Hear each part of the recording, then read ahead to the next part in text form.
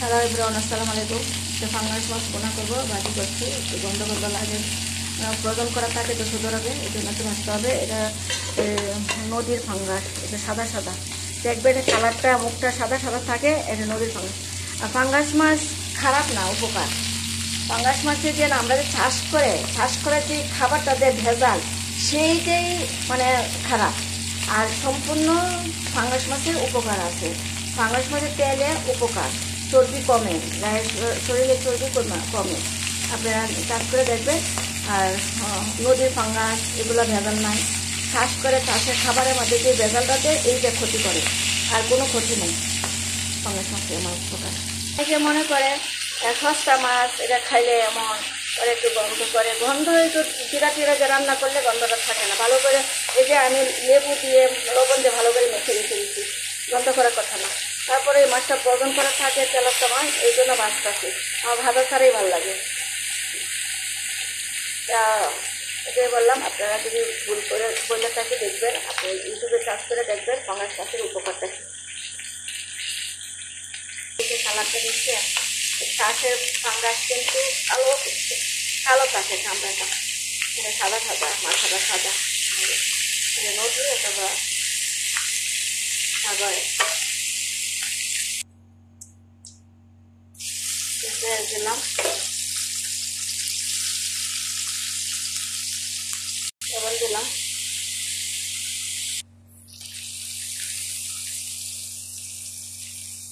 Tomato দিলাম। Tomato দিয়ে নাড়াচাড়া করবো। টমেটোটা একটু নরম হয়ে আসলে মশলাটা দিব। হলুদ মরিচ দিলে জিরা বেশি দিচ্ছি। ফাঙ্গাস মাছে একটু জিরা দিলে গন্ধ লাগে না।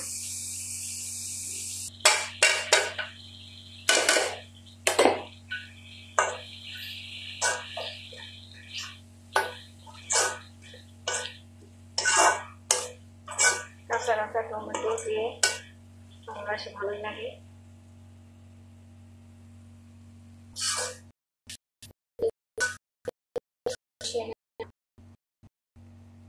কি সুন্দর কালার হয়েছে, মরিচের কালারটা সুন্দর, লাল টকটকা।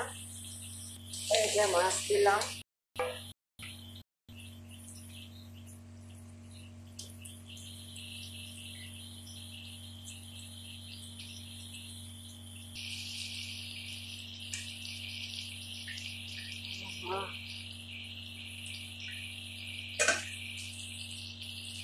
ঝোল দিলাম, তরকারি, কাঁচামরিচ দিব, যে কাঁচামরিচ দিলাম। এই যে তরকারি, ফাঙ্গাস মাছের তরকারি কেমন হয়েছে, ঝোল ঝোল, কালারটা সুন্দর হয়েছে।